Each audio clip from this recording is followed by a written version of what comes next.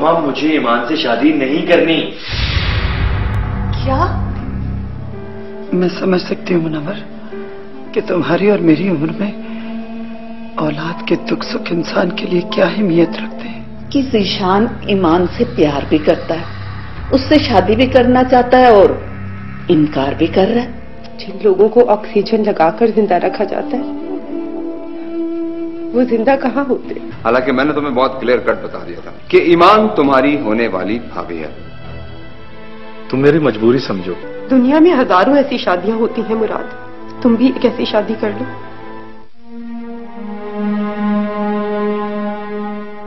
भाईजान, वो हमने आपसे रिक्वेस्ट की थी, उस बारे में आपने क्या सोचा? भाई बज़ाहिर ये काम जिस कदर आसान था, हमारे लिए फैसला करना इतना ही मुश्किल हो गया। इसमें मुश्किल वाली क्या बात है भाईजान? ज़ीशान और ईमान भी यही चाहते हैं, तो भला इसमें किसी और को क्या एतराज हो सकता है? एतराज तो किसी को भी नहीं, मगर अभी तक ईमान ने अपनी पसंद का इजहार वाज़ेह तौर पर नहीं किया। फिर ईमान को बहू बनाने की ख्वाहिश समरीन और सिकंदर भी कर चुके हैं आप लोगों से पहले। देखिए सुल्तान भाई, हमारे लिए प्रॉब्लम ये है कि हम ना उनको और ना ही आपको ना हाँ कह सकते हैं और ना ही ना कह सकते हैं।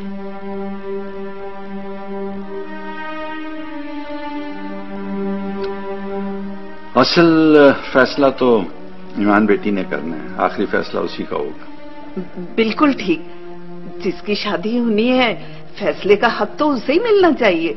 और फिर भाईजान, ईमान बेटी का फैसला तो हम सबको दिलो जान से मानना पड़ेगा ना। हाँ भाई, ईमान का फैसला सुनाने से पहले मैं दोनों भाइयों से अहद लूंगा, क्योंकि मैं किसी को भी नाराज नहीं कर सकता। भाईजान, वो ईमान बेटी अब फैसला करने में कितना वक्त लेगी? आज किसी भी वक्त ईमान अपना फैसला सुना देगी।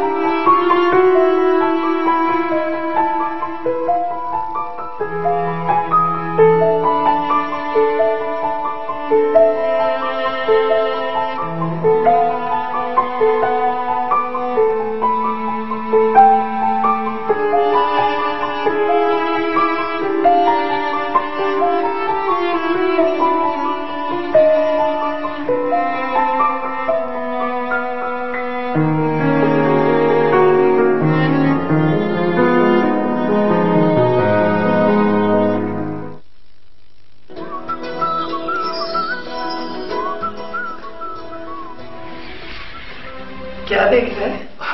आओ अम्मी आ जाए। मुराद बेटा, तुम्हें सारा का दिल नहीं तोड़ना चाहिए था बेटा, वो बहुत डिस्टर्ब है। मैं जानता हूं अम्मी, मगर किसी का दिल रखने के लिए कोई अपनी जिंदगी को रोक तो नहीं लगा सकता ना। रोक? कैसा रोक? अरे पगले, सारा तो जिस घर में जाएगी ना, उस घर के भाग जाग जाएंगे। ओहो अम्मी, अब मैं आपको कैसे समझाऊं? मुझे समझाने की जरूरत नहीं, समझा सकते हो ना तो अपने आप को समझाओ। तुम्हें सारा जैसी लड़की नहीं मिलेगी। अम्मी, आपको पता है मेरी जिंदगी का एक टारगेट है, और जब तक मैं अपने टारगेट पर नहीं पहुंच जाता मैं शादी नहीं करूंगा। और किसे खबर कि जब मैं अपनी मंजिल पे पहुंचूं तो शादी की उम्र ही गुजर चुकी हो। वो तो अब भी तुम्हारे हाथ से निकले जा रही है। तो निकल जाए अम्मी, मुझे नफरत है ये कीड़े मकोड़ों जैसी जिंदगी गुजारने से। अगर इस काबिल हो गया कि इंसानों जैसी जिंदगी गुजार सकूं तो फिर शादी कर लूंगा। मेरी ख्वाहिश के सामने तुम्हारे सारे जवाब निहायत कमजोर और बेमानी है। अम्मी, आप ही की तो ख्वाहिश पूरी कर रहा हूं। आप ही की तो ख्वाहिश थी कि आपका बेटा उस मकाम पर पहुंच जाए जहां बड़े बड़े लोग उससे मिलने पर फख्र महसूस करें। वो ख्वाहिश अपनी जगह पे है बेटा, लेकिन मैं किसी मासूम लड़की के अरमानों का खून होते नहीं देख सकती। बस मुझे मुनव्वर के सामने शर्मिंदा मत कराना।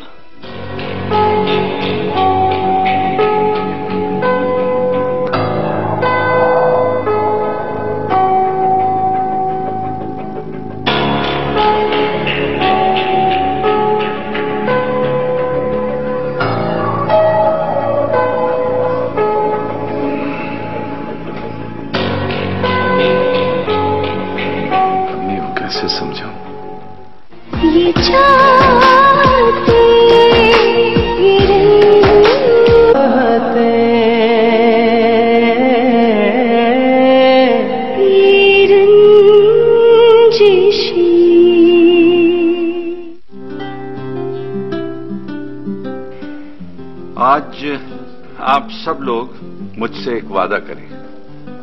वादा? कौन सा वादा भाईजान? वादा नहीं भाईजान, आपको तो हुक्म करें। आपको तो हुक्म करना चाहिए। आप लोग मेरी बात को हुक्म समझें या दरख्वास्त। भाई, ये आपका हुस्न ज़र्फ है, लेकिन आप सबको मुझसे एक वादा करना होगा। जी भाई साहब, आप जो हुक्म करेंगे हम उसे जरूर मानेंगे। आप सब लोग सिर्फ एक वादा करें कि ईमान जो भी फैसला करेगी, आप सब लोग सिद्क़ के दिल से उसे कबूल करेंगे। कोई शख्स अपने दिल में कदूरत नहीं रखेगा। ये आप कैसी बातें कर रहे हैं भाईजान? अब कदूरत कैसी वाला? भाईजान, ईमान हमारी बेटी है, उसकी खुशी पर हम सब कुर्बान। मैं हल्फन कहता हूं कि हम दोनों मियां बीवी ने ईमान पर किसी किस्म का दबाव नहीं डाला कि वो क्या फैसला करे, और ना ही हम दोनों को ये मालूम है कि वो क्या फैसला करने वाली है। देखें, ईमान का जो भी फैसला होगा, इसका मनफी असर फैमिली पर नहीं होना चाहिए। हम जिस तरह हंसी खुशी रह रहे हैं, मैं चाहता हूं आइंदा भी ऐसे ही हंसी खुशी रहते हैं। मेरी भी यही ख्वाहिश है कि आप तीनों भाइयों में कोई लालच, कोई रिश्ता कभी फूट ना डाले। अल्लाह न करे आलिया भाभी, ये आपको किन खदशात ने घेर लिया? अगर आप लोग माइंड ना करें तो मैं भी एक बात कहना चाहती हूँ। हाँ हाँ समरीन, तुम बड़ी देर से खामोश बैठी हो। कहो, क्या कहना चाहती हो? भाईजान, ईमान इस घर की लाडली है और उसकी खुशी का ख्याल हम सबको रखना चाहिए, मगर उसकी जिंदगी का अहम तरीन फैसला ईमान के हाथ में नहीं देना चाहिए।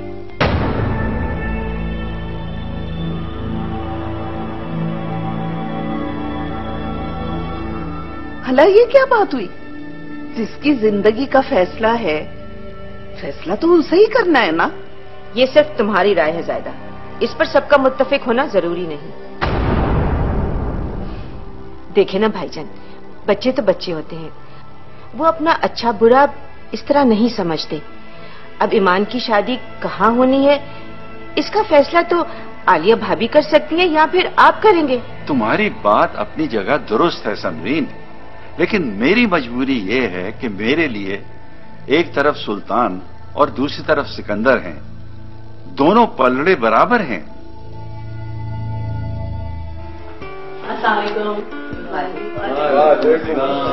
आओ बैठो बेटा।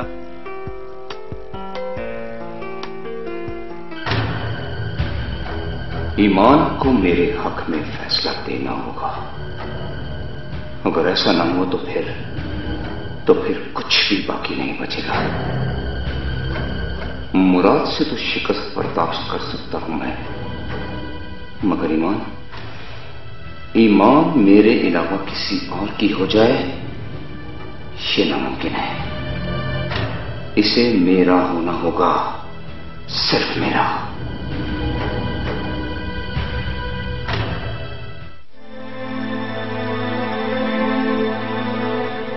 पसंद और मर्जी की जिंदगी गुजारना ईमान का राइट है। मुझे भी अपनी खुशी से ज्यादा ईमान की खुशी अजीज है। कुछ भी हो जाए, मैं ईमान की खुशी पर हर्फ नहीं आने दूंगा, कभी कोई हर्फ नहीं आने दूंगा।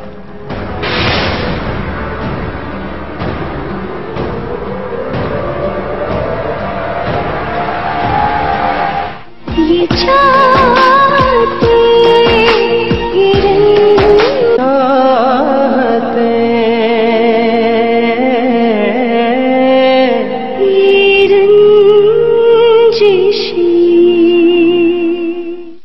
अच्छा बेटा, अब बातें तो होती रहेंगी, अब उस बात पर चलना चाहिए जिसका सबको शिद्दत से इंतजार है। हाँ बेटा, अब ये सस्पेंस खत्म करो। तुम्हें अंदाजा नहीं है कि हम लोग किस कदर बेकरारी से इंतजार कर रहे हैं। हाँ बेटी ईमान, अब इन लोगों को और इम्तिहान मत लो। इनकी बेकरारी मुझसे देखी नहीं जाती। बेटा, हिचकिचाने की कतई जरूरत नहीं। पूरी फैमिली तुम्हारी खुशी में खुश है।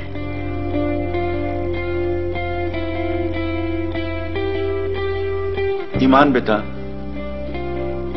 तुम कैसर और जीशान जिससे भी शादी का फैसला करोगी, सारी फैमिली को मंजूर होगा। पापा, मैं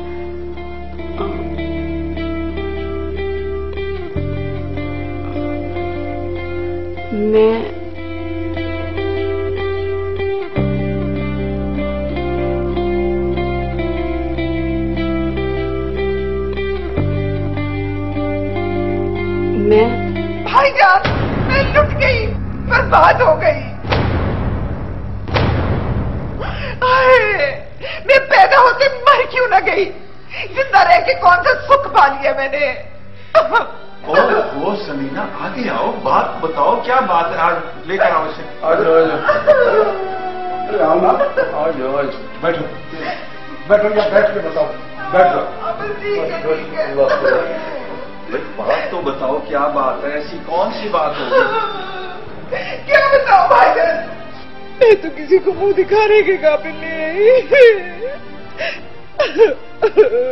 ओहो, भाई बताओ तो सही, हुआ क्या है? नहीं बता सकती भाईजान, बस मुझे थोड़ा सा जहर ला दे ताकि वो मैं खा के मर जाऊं। इस जिंदगी से तो मौत ही बेहतर है। मैं अपनी बेटी नादिया को आपके हवाले करने आई हूं।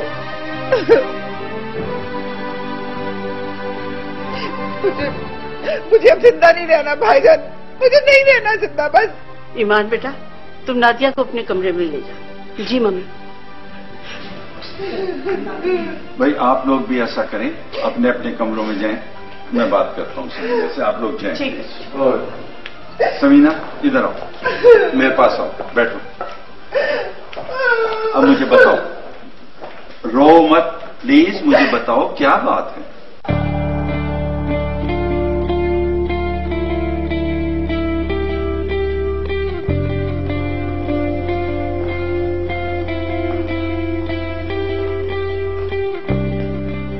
क्या बात है डैडी? आप लोग कुछ परेशान दिखाई दे रहे हैं। बस बेटा, एक नई मुसीबत आ गई है। मामा, कहीं कैसर भाई ने कोई नया हंगामा तो नहीं खड़ा कर दिया? अरे कैसर ने क्या हंगामा खड़ा करना था? लेकिन डैड। अच्छा, मैं समझ गया। ईमान ने हम दोनों से शादी करने से इनकार कर दिया होगा, और इस बात पर ईमान का ताई अम्मी और ताया अब्बू से झगड़ा हुआ होगा। ऐसा ही है ना? अरे नहीं बेटा, ये तुम्हारी गलत फहमी है। उसे तुम दोनों में से किसी एक का इंतखाब करना है, और मेरे ख्याल में वो तुम्हारे हक में फैसला देने वाली थी कि तो फिर क्या हुआ? अब मामा बताएं ना प्लीज। वो तुम्हारी फुफो समीना अपनी बेटी नादिया के साथ रोती हुई घर पे आ गई। फुफो समीना नादिया के साथ? डैडी उन्हें क्या हुआ है? ये तो नहीं बताया बेटा, बस रोए चली जा रही है। मुझे तो लगता है कि बात हद से बढ़ गई है, वरना समीना इस तरह रोने वाली नहीं है।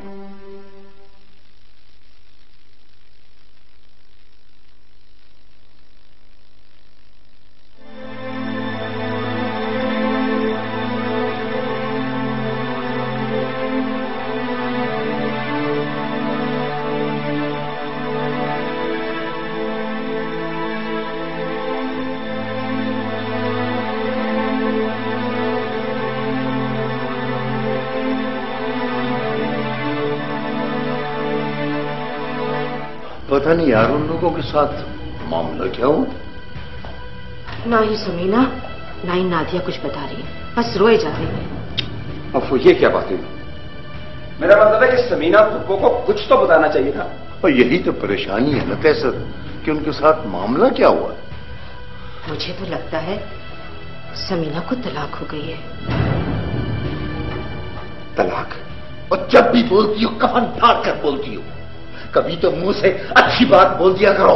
सिकंदर, ये मेरा सिर्फ अंदाजा है, मैं खुदा न खास्ता ये तो नहीं चाहती ना कि समीना को तलाक हो जाए। और नहीं, कलीम समीना को तलाक दे ही नहीं सकता ना, ना, ये मामला कुछ और है। कहीं नादिया की वजह से तो फुप्पो को प्रॉब्लम नहीं आ गई?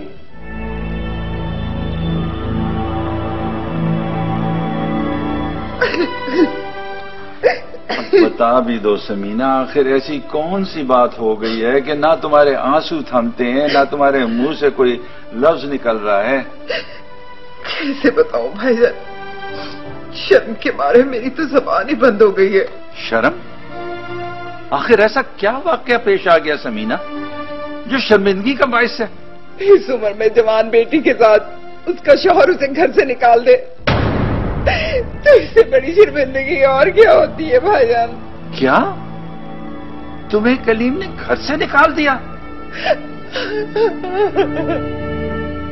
अब आप ही बताए, मैं जवान बेटी को लेकर कहाँ जाऊं, कहाँ दर बदर होती फिरूं। तुम्हें कहीं जाने की जरूरत नहीं है, मगर बताओ तो सही, घर से निकाला क्यों है? नादिया, क्यों रो रही हो? नादिया, कुछ बोलो तो सही।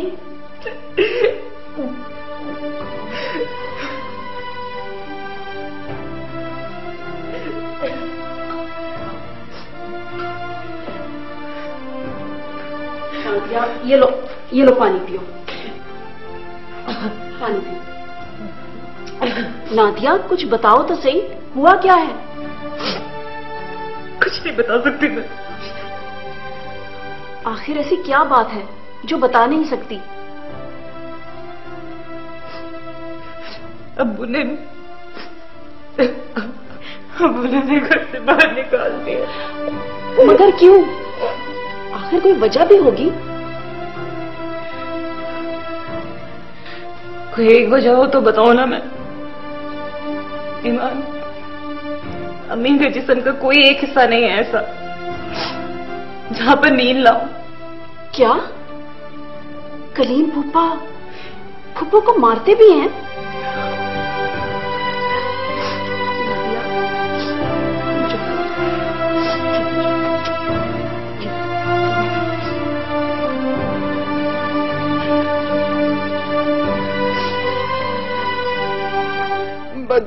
बस जोड़े भाईजान, आप ना मुझे एक छोटा सा मकान ले दें, मैं बाकी की जिंदगी वहीं गुजार लूंगी। बस आप वजह ना पूछें। समीना, तुम मेरी बहन हो, मुझे अपना दुख तो बताओ, फिर सब कुछ तुम्हारा है। कैसे बताऊं भाईजान? पहले आपके और आलिया भाभी के थोड़े एहसानात हैं हम पर। अब ये बात मैं किस मुंह से करूं? कलीम मुझे मजबूर कर रहा है कि मैं आपकी इस जायदाद में से हिस्सा मांगू। जायदाद में से हिस्सा? कहाँ है हमारी जायदाद? हमारे मरहूम बाप हमारे लिए कौन सी जायदाद छोड़कर गए थे? पिछले कई महीनों से मैं कलीम को ये समझाने की कोशिश कर रही हूँ भाईजान, मगर उसके कान पे तो जूं भी नहीं रेंगती। जब से आप लोग इस घर में शिफ्ट हुए ना, उसका लालच तो और बढ़ गया। तो भाई ये सब कुछ तो आलिया बेगम का है, हमारा तो नहीं है ना। बस कलीम तो कोई बात भी सुनने को तैयार नहीं है भाईजान। देखो समीना, मैं तुम लोगों की जिस हद तक मदद कर सकता था करता रहा हूं। कलीम की ये डिमांड पूरी करना मेरे बस में नहीं है। तुम्हारा कमरा मैं सेट करवा देता हूं, तुम आराम से यहां रहो। सुबह कलीम से मैं खुद बात करूंगा और उसको समझाने की कोशिश करूंगा। कोई फायदा नहीं है, आप आलिया भाभी से भी बात ना करें, वरना मैं तो सब भाभीयों की नजरों से घिर जाऊंगी। ओहो, तो फिर इस मसले का हल क्या है? मैं नादिया को यहां से लेकर चली जाती हूँ। कहां? इन हालात में तुम कहां जाओगी? जहां किस्मत ले गई। जब समझूंगी कि जिंदा रहना मुश्किल हो गया, तो नादिया को जहर देके मैं खुदकुशी कर लूंगी। कहीं जाने की जरूरत नहीं है, इधर ही रुको। इतना बड़ा घर है, आराम से यहां रहो। मर चाहे बाप हो, शौहर या भाई हो, हर रूप में जालिम होता है। प्लीज कुछ करें कमर, वरना समीना का घर टूट जाएगा। तो टूट जाए। जिन रिश्तों की बुनियाद लालच पर रखी गई हो वो टूट जाए तो अच्छा है। मुराद छोड़ो मुझे। होश में आओ। छोड़ो मुराद, छोड़ो मुझे। पापा का रवैया तो बहुत स्ट्रिक्ट है, मगर मम्मी कहती हैं कि फूफा जान की सारी डिमांड्स पूरी करके फूफो का घर बचाया जाए। क्या हुआ सारा को? सारा जहनी मरीज हो गई है। क्या चली जाए अपने बाप के घर? मैं तो जो सोच के आई हूँ ना, मैं तो वो किए बगैर नहीं जाऊंगी।